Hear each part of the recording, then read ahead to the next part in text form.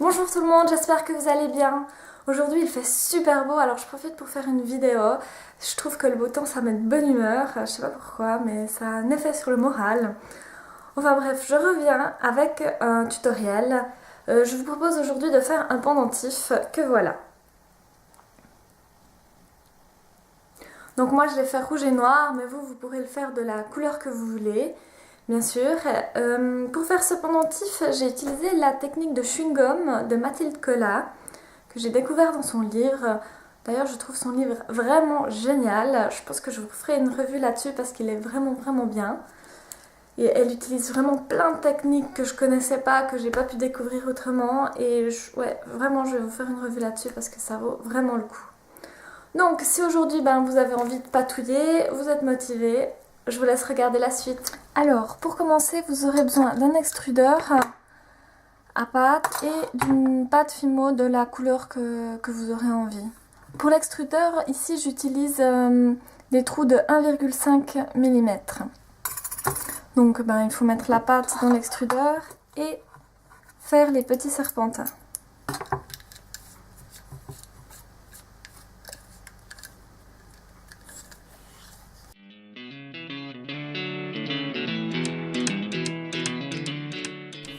Voilà, ensuite quand vous avez fait vos petits serpentins, vous aurez aussi besoin d'une plaque de pâte Burke, un peu plus grande que du pendentif que vous voudrez.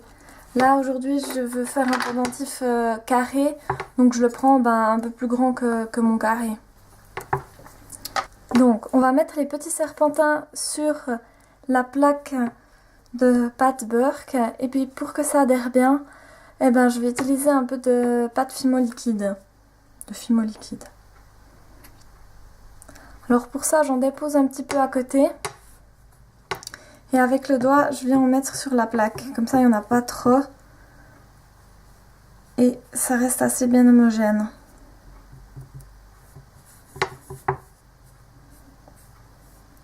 Voilà. Ensuite, je vais prendre un serpentin. Et je coupe le bout souvent parce qu'il n'est pas joli. Et je vais venir commencer à faire mon premier tourbillon.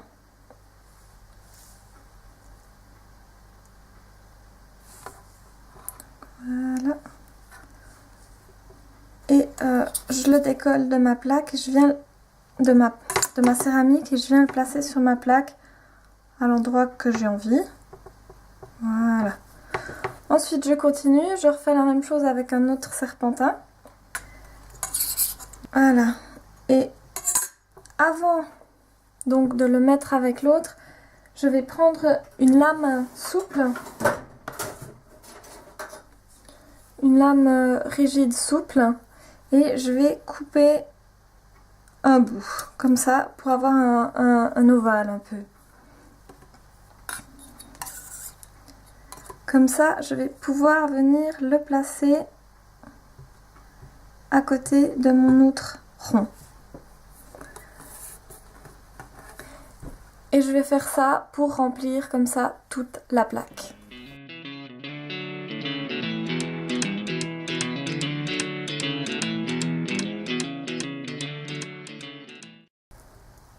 Voilà, quand vous avez fini, il vous faudra maintenant un emporte-pièce de la forme de votre choix.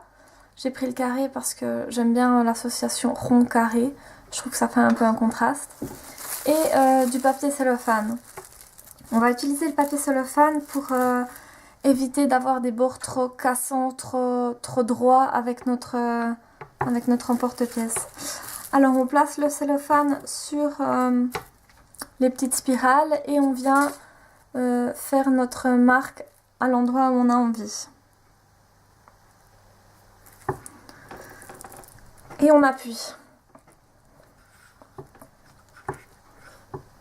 Voilà.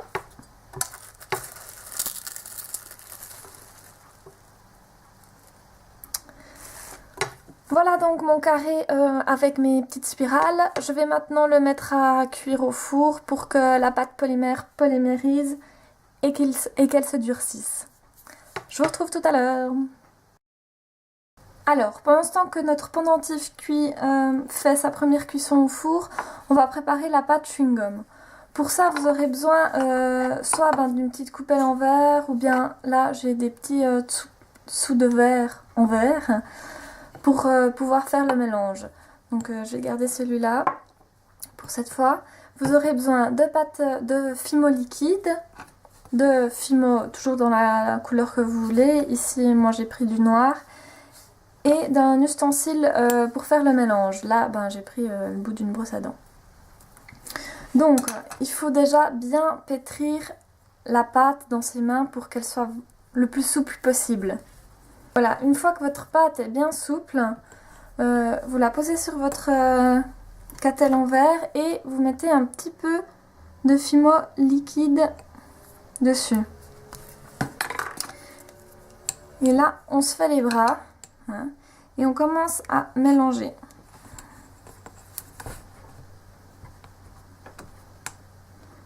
Faut jamais en mettre trop en fait de fimo liquide parce que sinon ça marche pas.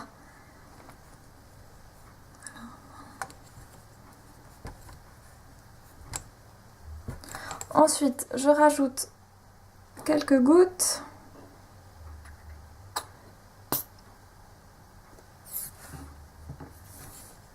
Et je recommence.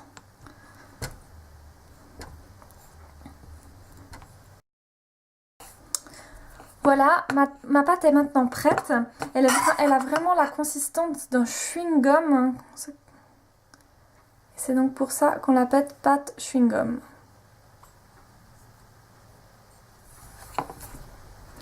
Alors nous voilà maintenant avec notre pâte chewing-gum ici et notre pendentif qui est dur.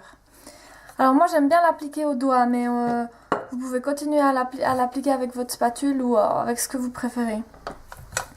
Alors il faut prendre un peu de pâte chewing-gum et bien la mettre dans les interstices.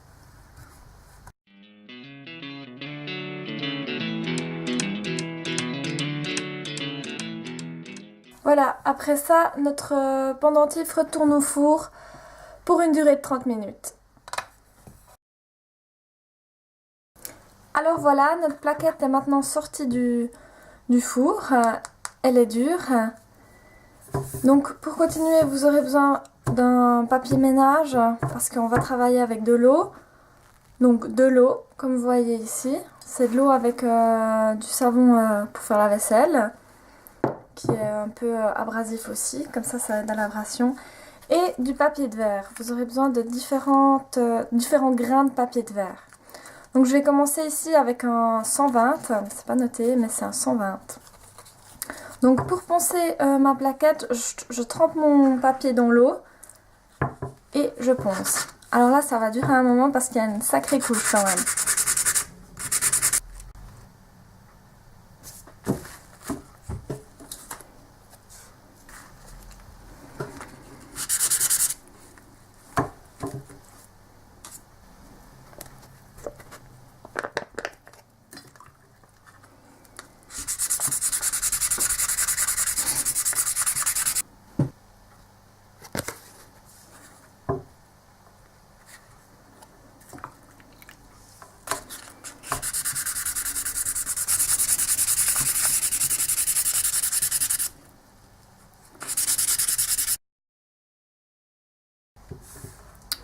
Alors voilà ce que ça donne après 3 heures de ponçage.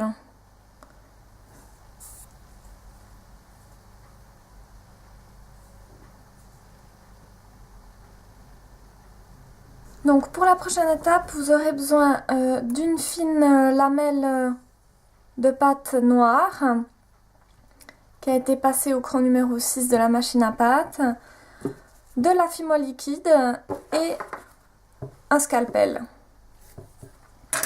Donc pour commencer, pour que la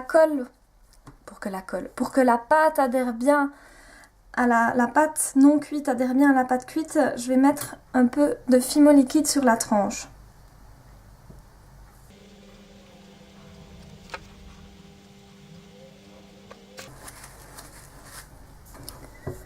Ensuite, je prends ma pâte noire que je place délicatement sur la tranche.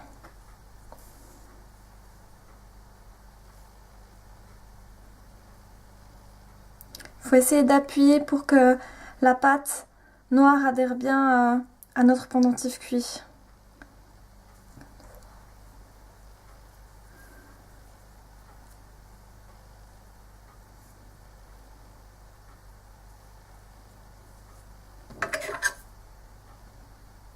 Et je coupe l'excédent.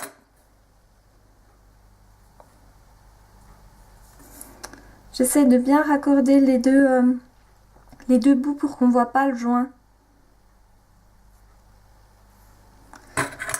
Ensuite, à l'aide de mon scalpel, je vais enlever l'excédent en fait qu'il y a de chaque côté.